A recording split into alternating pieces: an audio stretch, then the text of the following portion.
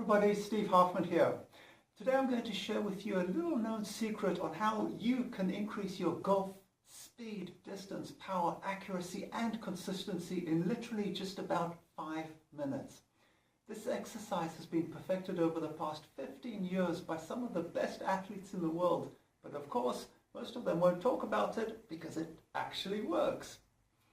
Whether you play golf, baseball, soccer, football, tennis or any other sport, movement of your body is the single biggest determinant as to how good you're going to perform.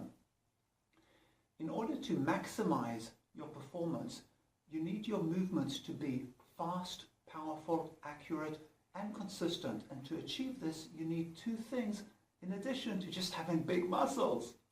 First, you need to reduce movement resistance, or another way to say it is you need to increase ease of motion. Okay, now what I'm talking about here is, if for example, if I was to ask you to just rotate your body from side to side, but try and use hardly no strength, no muscles, you'll find out that you can go to a certain distance and that's it. But like, for example, with me, this is about as far as I can go without hardly any resistance. Now, this isn't my end range of motion. I can still go a whole lot more, but in order to get to that end range, I need to use muscles. Now, ideally, you want to be able to go all the way without hardly any resistance. This is what I'm talking about when I say ease of motion. And of course, the second thing is going to be the range of motion. So in addition to ease of motion, we also want to go ahead and be able to move as far as we can. Now, in order to increase both ease of motion and range of motion, most coaches typically recommend stretching or some sort of variation of stretching. Now, common to all stretching techniques is the belief that if you grab a muscle from one end, grab it from another end, and use brute force to pull apart, you'll actually increase range of motion. The fundamental problem with this belief is that it completely ignores the neurology and the basic reason as to why muscles are tight to begin with. You see, typically muscles are not tight because of anything wrong internally with them, but rather because the brain actually wants them to be tight. So while you're trying to elongate your muscles, your brain is trying to shorten them. So a good analogy to this would be if you were to sit in your car and put one foot on the gas, one foot on the brakes, and press them both at the same time. And sometimes you'll go where you want to go, sometimes you won't, and other times you'll actually break something. Now, to understand why the brain wants our muscles to be tight, it's important to understand what is core stability. Okay, so core stability is the mechanism within our body that keeps us balanced and prevents our joints from moving out of bounds. This is really important because our bodies are inherently unstable. We top heavy, and worst off, we're kind of like a stick being held on the tip of a finger. Actually, our balance is much more challenged than a stick because we are more like a chain being held from the bottom. So just imagine I had a stick on the tip of my finger. I could balance it, but in order to do so, I'd have to be moving my finger rapidly from side to side. Now, imagine I wanted to balance a chain on the tip of my finger. In order to do this, I would need to start off by balancing the first link. Then I would need to have some sort of motor unit under the second link that would do the same as my finger in order to prevent the second link from tipping over. Then I'd have to do the same with each successive link in the chain, all the way to the top. Now this is an almost perfect analogy to how our spine keeps itself balanced and upright.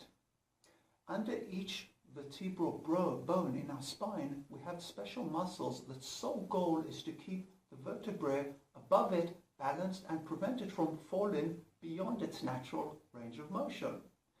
For these muscles to achieve these tasks, balance and limited movement, they need to be fast twitching and they need to be working non-stop all day long.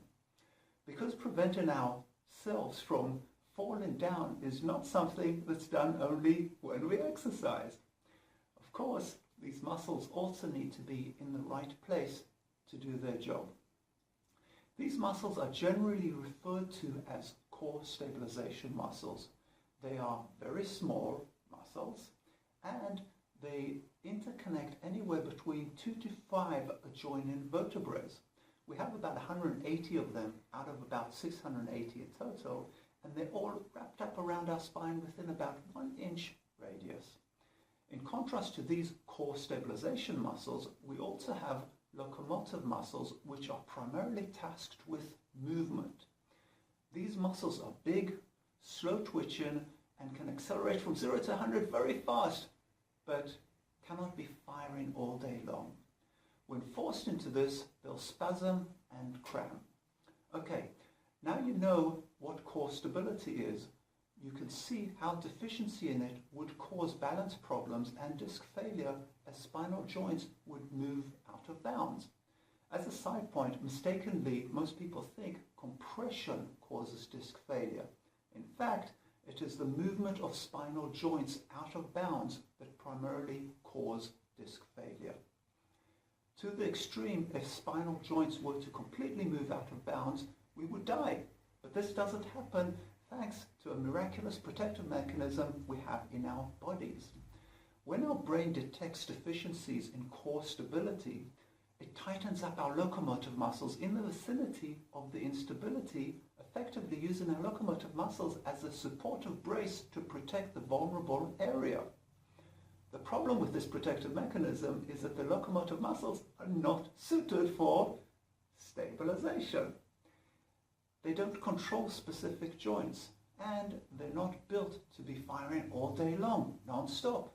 And when used for stabilization, they're less available for movement, which causes many other problems. Essentially, when this protective mechanism is kicked in, the brain replaces a critically dangerous situation with a not-so-good situation. This explains why our muscles are tight, our locomotive muscles, why stretching doesn't help, and why increasing core stability dramatically increases ease of motion and range of motion. But how to do this? How to increase core stability? Well, this is the million-dollar question. Actually, it's more like the billion-dollar question. Researchers have been working for over 20 years trying to find out how to increase core stability. Health insurance companies have spent literally billions of dollars on treating patients with techniques that the initial studies showed promising results, but later were dismissed. About 15 years ago, a small Silicon Valley company called Back Project Corporation presented a very simple exercise called ATM2 for increasing core stability. By the way, ATM stands for Active Therapeutic Movement. As would be expected, results included immediate and dramatic increases in ease of motion and range of motion, which led to instantaneous increases in golf speed, distance, accuracy, power, and consistency. Immediate pain elimination of back, neck, shoulder, hip, pelvis, and knee pain was also shown, but that's the topic of another presentation. Although this was an instant hit for many world-class athletes, sport teams, and trainers, and clinicians who have not stopped raving about it since then, many professional trainers and clinicians refuse to use it. I've been told it's because it works too good, and they may be afraid that it might threaten their livelihood. For researchers, most are typically just not interested in studying anything they didn't invent themselves. But despite all this, articles in Golf Week magazine, Golf Digest, research papers, and even a couple of book chapters have been published about it. Despite it being 15 years since this exercise was originally presented to professional trainers and clinicians, now is the first time we're presenting it directly to the general public, and you are included. In the second part of this presentation, I'll be revealing the specifics of how this simple exercise can increase stability to immediately increase your ease of motion and range of motion, which instantly increases speed, distance, power, accuracy, and consistently, while at the same time reducing the risk of future injuries. These results are so dramatic, if you do this exercise, your next game will be your best game ever. Please click the button below to register to the second part of this presentation. Also, you'll receive a time-limited free offer to actually receive a free session with our health professionals at our Sunnyvale office. You'll not want to miss this. It's like an out-of-this-world experience when you suddenly feel young, light, tall, and agile, just like you did when you were in your early 20s. So please register now while it's hot in your mind and while our free offers are still available.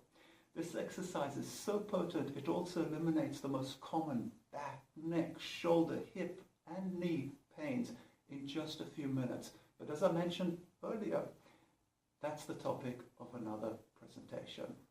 As an additional bonus for registering right now, we'll also send you a copy of a paper we wrote about 10 years ago, which provides a scientific explanation as to how and why this ATM2 exercise is able to immediately increase ease of motion and increase range of motion and eliminate pain. Thank you for your time watching this presentation, and I'm looking forward to seeing you soon.